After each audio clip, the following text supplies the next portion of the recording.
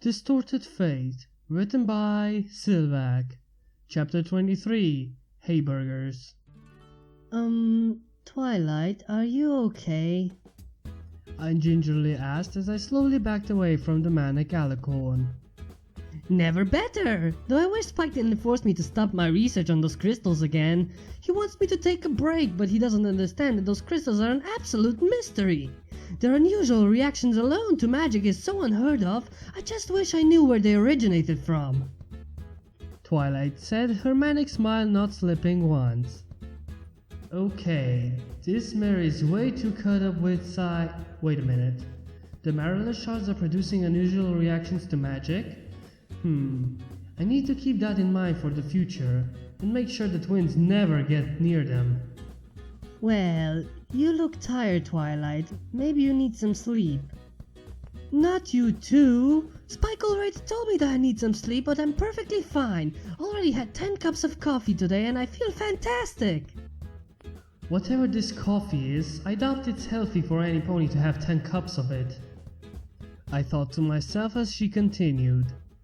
So, since I can't continue my research, I think it's a good time to continue your magic lessons. You mean for me to teach you more of my language, right? I deadpanned.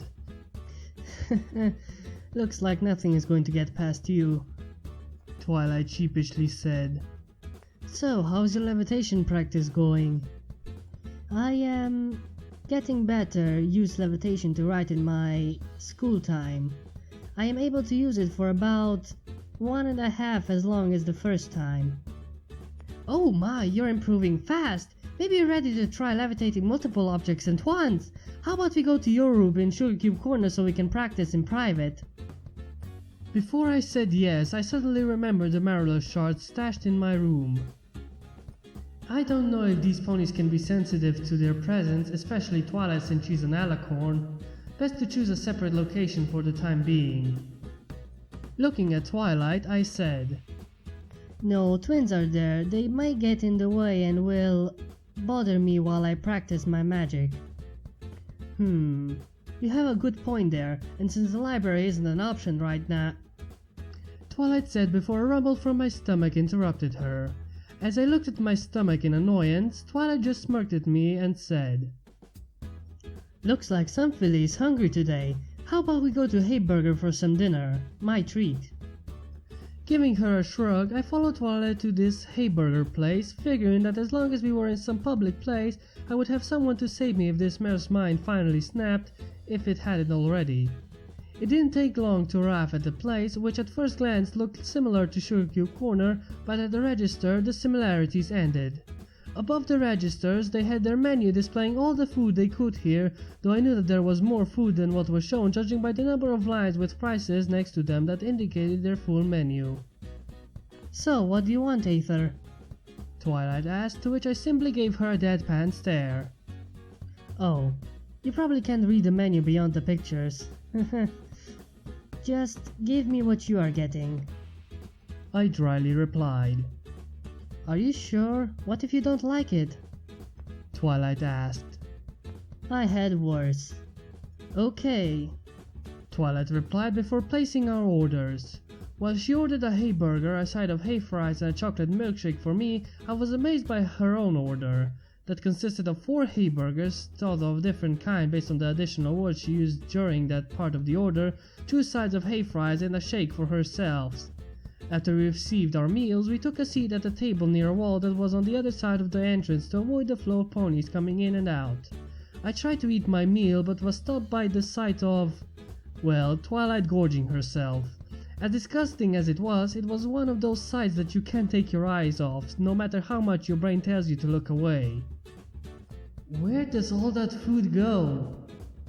I thought to myself as I inspected her body, not finding it to be chubby in any way based on what I know of pony fitness so far. Her burgers were even more than twice the size of my own, and after taking a quick look around the place, I found that no other pony had ordered a meal as large as Twilight had. Something wrong with your Hayburger, Aether? Twilight asked as she paused her consumption of her third burger as its sauce dripped off her face, ruining any look of nobility for her. Nothing, just was thinking. I replied before I returned to my own meal. Unlike Twilight, I ate much more neatly, for I never really liked getting my fur unnecessarily dirty if I could avoid it. After I finished my burger, I could only watch in horror as Twilight finished her last burger and began to stuff the fries down her throat. I even turned my head to look at her barrel, another word that I quickly picked up due to Pinky wanting to tickle me from time to time, which was my misfortune, for my new body is ticklish, to receive the eerie sight of it not being bloated from all the food she had already eaten. Deciding that I couldn't stomach down any more food until Twilight finally finished eating, I looked at my fries and decided to practice using levitation on multiple objects at once, as Twilight said. Remembering her exact words from the first lesson, I tried to apply my magic on 2 separate fries. It took greater concentration than my first try on levitation, but it didn't take long before I was able to cause both fries to float up into the air. Wow, you're advancing quite well for a filly of your age. Twilight commented as she watched me, though her words broke my concentration and caused me to drop the fries. Rubbing my forehead with a hoof, I replied, Maybe, but that was not easy still. It does mean that I do not need you to teach me how to do many objects at once, so no words for that. As I gave Twilight a teasing sneer. Hey, I did get you dinner. Twilight responded with an annoyed expression as her frazzled mane grew more messy. But you said it was a treat. I countered, keeping up my sneer. Moments passed before I broke my composure as I laughed at Twilight's expense. Relax, I will teach you some words still, but you owe me a magic spell then. Twilight grumbled for a moment before she summoned a notepad and quill, giving me the opportunity to finish the rest of my meal without a disturbing side of her eating habits. Twilight's lesson this time around was less pleasant, though I had to lay the blame at her current state. The first word I instructed her was food, since we were eating, writing it down first before once again watching the spectacle of Twilight trying to pronounce the word only to butcher it in her first 2 attempts. What does your culture call that? Twilight asked as she pointed at my remaining hay fries. We do not have them in my culture. How about hayburgers? Not those either. Milkshakes?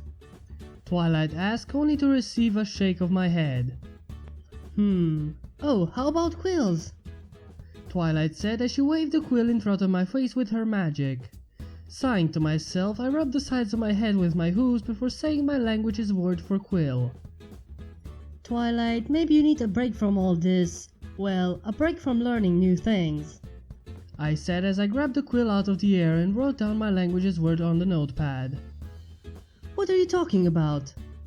You are being, well, all over the place with your mind. I said food and you were stuck on it, not thinking much besides it until you ran out of food on our table. I think you need some rest. Look, I'm perfectly fine, let's just continue, Twilight said before I hopped onto the table and shoved my hoof into her mouth. I wasn't in the mood to deal with her mania anymore as I peered into her eyes with my own narrowed ones, causing her to pause in whatever protest she had for my behavior. Twilight, you are not looking well and you are not behaving well. Spike is right, you need a break. Relax for a few days, then you can work again and work good instead of this. I said before I pulled out my hoof. For a moment, Twilight said nothing as she pondered my words, but I soon saw her face working into a frustrated look. I chose to stop her in her tracks again. Look, if you do not rest for a few days, I will not teach you any more words to you, but if you do rest, I teach you 20 words in return. Twilight quickly calmed down as she thought about my offer before giving me a nod as she said, Alright, you win. I'll relax as you said. Though it's surprising that you said all that, Aether. A normal filly wouldn't be able to come up with that reasoning so quickly. Shit, she has a point. How am I going to redirect her suspicion? Got it. Looking at Twilight with the most serious expression I could muster, I said, Well, we both know I'm not normal. I had to live alone for a while, remember? My question caused Twilight's eyes to widen in shock, and she quickly lowered her head down as her ears folded onto her head as she said, Sorry, I didn't mean to remind you of your past. It is fine, Twilight. My past is bad, but now I am living with more, well, I'm more happy now. I replied, causing her to raise her head again as my words eased her sorrow. I think we should go now. It is getting late and I have to be home soon before Pinky starts to worry or go find me herself, I said with a shiver as the memory of her appearing out of boxes flashed across my mind. True, we shouldn't get Pinky or the cakes worried about you. Do you need me to take you home? No thank you, I will be fine, I answered as I got off my seat while Twilight used her magic to clean up the mess we, or should I say she, made. Thank you for dinner, Twilight. I hope to see you in a couple days. After Twilight gave me her farewell, I headed back to Sugar Cube Corner where I received a friendly hug from Pinky the moment I stepped inside, though a friendly hug in Pinky's case is more like her trying to crush all of my ribs.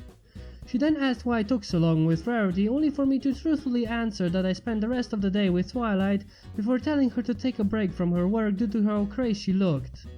This in turn caused Pinky to give me another friendly hug as she said she was proud of me for telling Twilight that.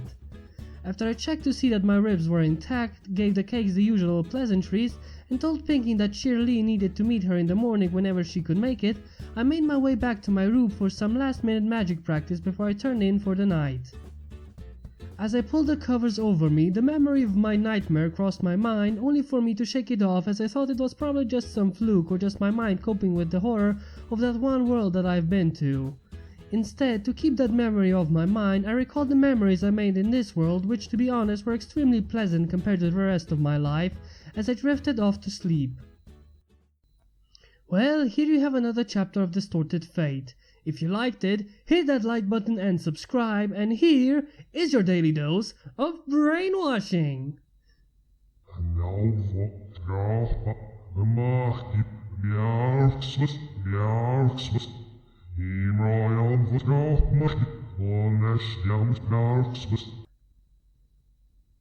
Bye.